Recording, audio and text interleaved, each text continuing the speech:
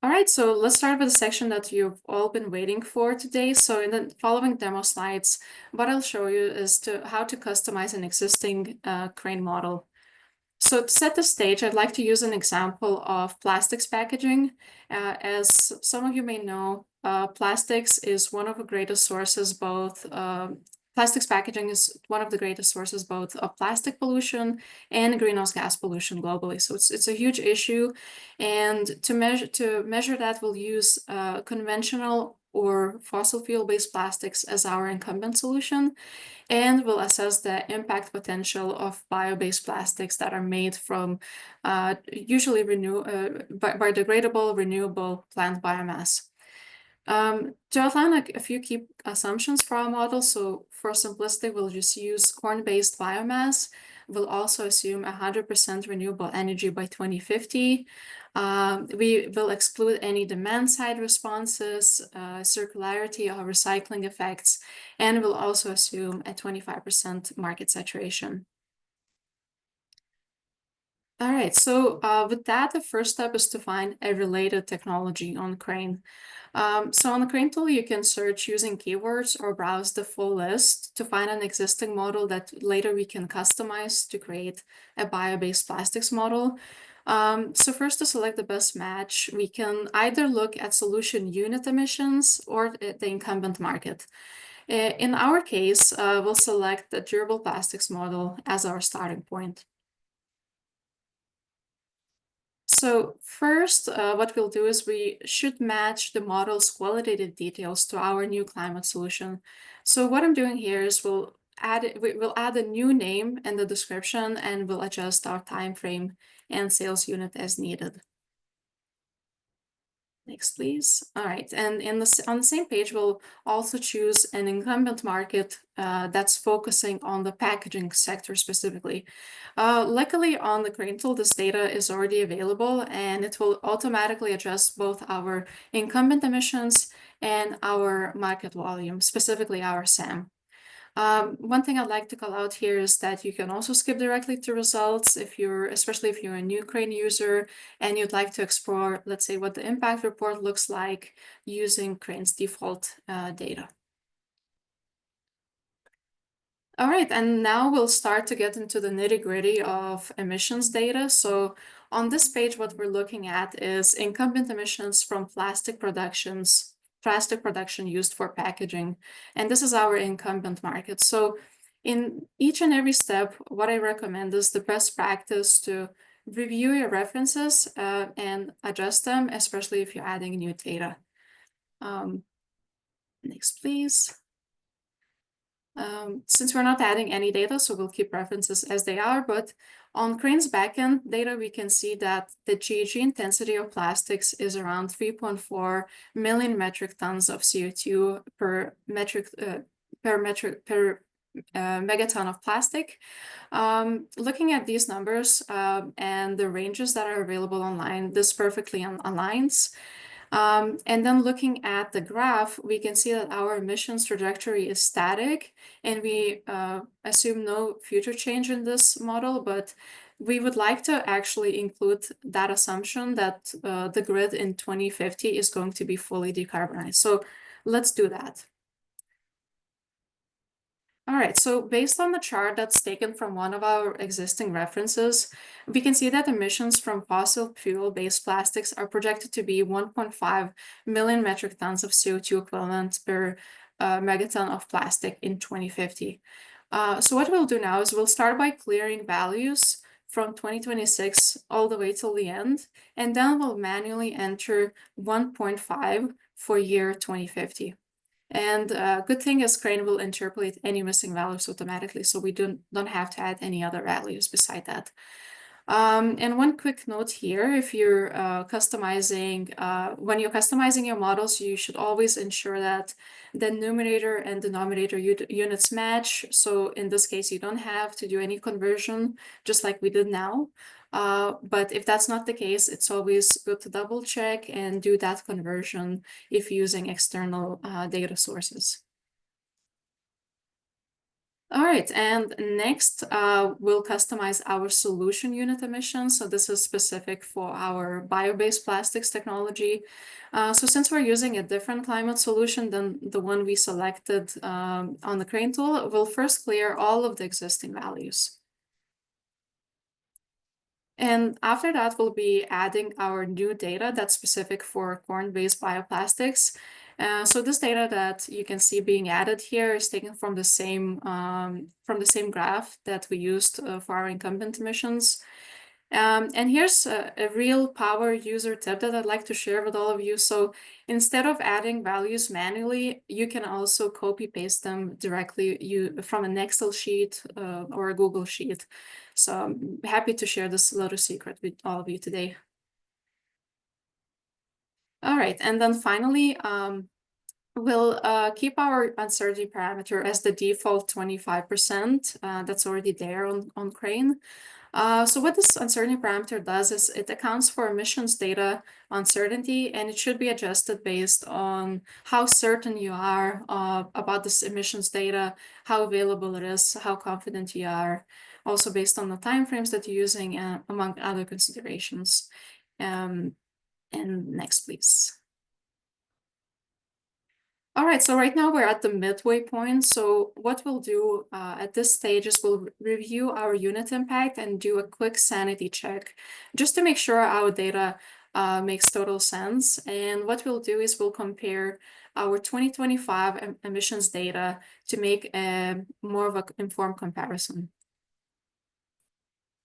So one way we can validate our data is to cross-reference it using existing literature. So doing a quick search online, we can find that bioplastics are expected to produce about 30% less CO2 emissions as compared to conventional plastics. And our data truly checks out because if you look at our solution unit emissions, they are about 30% less than our incumbent unit values. Um, One other approach would be is to compare our emissions data with probable CO2 emission ranges that also can be found online, just like we did with the incumbent emissions in one of the previous slides. All right, so now that we have our unit impact, the next step is to determine our market volume. So we start with our SAM, which uses the data that's already available on Crane. So our SAM in this graph represents the conventional plastic packaging market that our climate solution or bioplastics could realistically target. And for 2025, we can see that the market is projected to be 204 megatons of plastic, which perfectly aligns with estimates from other sources as well. And after that, we'll determine our SOM, which is the portion of SAM that our climate solution can realistically capture. So we can use this toggle at the top to switch between either company projections or planned impact. So planned impact is useful for companies that, as I mentioned, have already realistic business models or sales forecasts in place. But on the other hand, for early stage companies, a technology projection is much more applicable. And this focuses on potential impact assessment. So in this page, we'll determine the serviceable obtainable market for bioplastics. That is the share of the larger conventional plastics market we determined in a couple of previous slides. What we'll do is we'll customize our diffusion templates and escrow parameters like market saturation, takeover time, hypergrowth, which is really necessary to help us model the expected technology growth and real world adoption much more accurately. All right, and here in this page, you can see how different market saturation can be adjusted and how the escrow parameter responds to our selection. So as you can recall, cumulative impact depends on market volume and not just unit impact. So it's crucial to ensure that our market data and S-curve assumptions are as realistic as possible. Just for the purposes of this exercise and this simplistic model, we'll assume that our market capture is 25%, which is still quite optimistic. And we'll also keep the default uncertainty parameter. And I'll show you in a couple of slides that where does that uncertainty parameter comes in. So we have to select it both for our SOM and our solution emissions page, and this will not affect the midpoint of our results. So the mid-range will remain the same, but it will help us see the higher and lower ranges of probable impact trajectories on the various graphs in our final report. All right, and finally, here's our custom impact report. So first things first, always remember to save or download the model, as it doesn't get saved automatically. And the summary table below really is useful because it gives a clear snapshot of the key impact metrics. So we have our unit impact, we have our market volume, we multiply the two, and we have our annual and cumulative impacts over time. And one really useful takeaway from this exercise is that by 2050, bio-based plastics could achieve a cumulative impact of up to 1,086 million metric tons of CO2 equivalent. So that's quite a large impact, which is not necessarily surprising, considering that our assumptions were quite optimistic, and also considering our quite moderate unit impact and a sizable market volume. And next slide, please. And just one final remark. So the impact report also includes various graphs to help you better visualize what your different emission trajectories and market volume trajectories are. So that's where, as I mentioned, the uncertainty parameters come in. And looking at this impact, at this graph that reflects our annual potential impact, we estimate that replacing 25% of all plastic packaging globally with bioplastics could potentially cut 4% of emissions from all of the plastic production. And again, this seems optimistic yet reasonable considering our various assumptions. So without further ado, now that you've seen how to customize an existing model, I'll leave this to Cassie to show you how to customize a model using a blank template feature. So Cassie, the floor is yours. Thanks, Gigi. So for this part, I'm actually gonna move to the app directly. So customizing or starting from a blank template, why would you use this? Let's say you've scoured the list of crane technologies and you can't find anything that matches what you're looking for. You don't see anything that looks like it would work as a good proxy, or maybe the unit category doesn't quite match what you want. Maybe you have your own data and you want to put that in instead, and you're just looking to use Crane to provide the scaffolding to direct you on where to put what information. In that situation, then maybe a blank template is where you want to start. So you can click on this blank template button. And before I start getting into an example, I just want to full disclosure that the numbers I'm going to be putting in this example have not been reviewed. It's purely for illustration purposes. So take everything I say numerically with a grain of salt. So let's suppose in this example, I am evaluating technology around lightweight electric vehicles. So here I can type in a name for that, and just some description. And I'm actually going to stick with the 15-year time horizon because I want to just look at my plan potential in kind of more of the near term. For the sales unit, for the sake of this example, let's suppose that I'm actually going to measure impact with respect to megatons of vehicles produced. Because all of the existing vehicle examples in Crane are all in vehicle miles traveled or energy consumption. And so this is what I need for my example.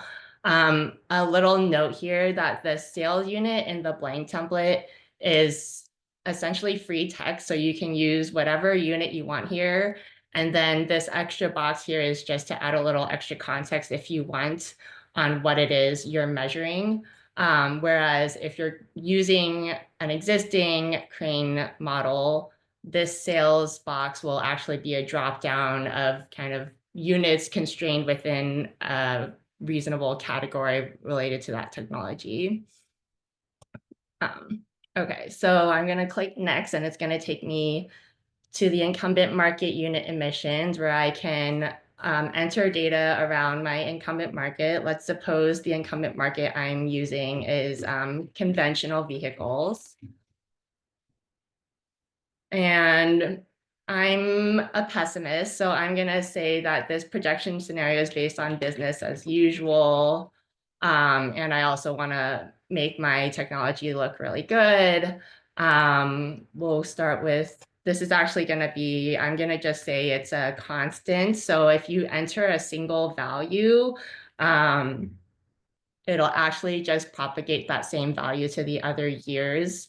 And then if you want to enter other values, as Gigi showed in the previous slides, you can select a specific interpolation method to fill in any values that you don't enter.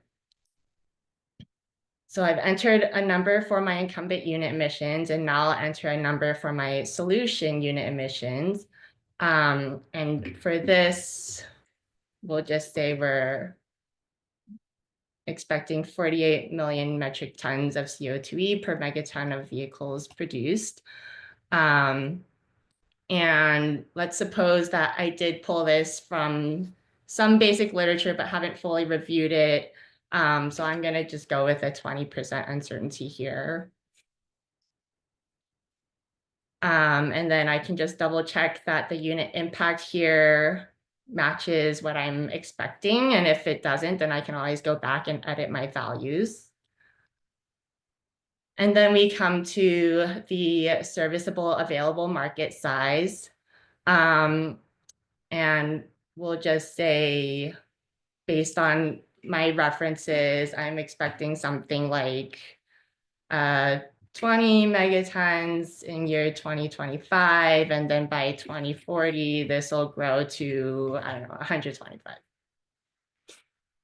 And so in this situation, I put in 2 points and just selected a linear interpolation between the two.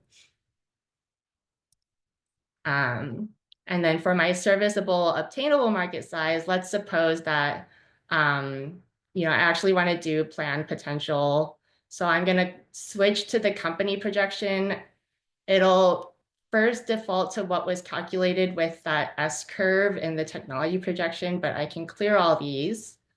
And then just to highlight this little secret sauce again, if you have a spreadsheet that you've done some initial work on, you can highlight those numbers, copy them, and just paste them into this box, and it'll populate all of those for you. So you don't have to enter 15 to 30 different data points one by one. And for this, let's say that I actually feel fairly certain that these are the numbers we're gonna hit. So I'll go with a 10% uncertainty here. And then from here, I should have all of the information I need. And the little navigation bar at the top will show a check mark for all of the pieces of information that are either filled out. And if it's not filled out, it should show you a gray that you're missing it. And then also when you hit run report, if you're missing any information, it'll let you know. So I'm going to run my report, and it says I'm missing something. So I'm missing the fit method. And this one, I'm just going to do a point to point. So it just directly interpolates the points I have. So I'll run the report, and here it is. So everything that you see from kind of the original crane models, you can do that as well with just from a blank template. Just like the existing crane models, you can save this solution to your account to revisit later.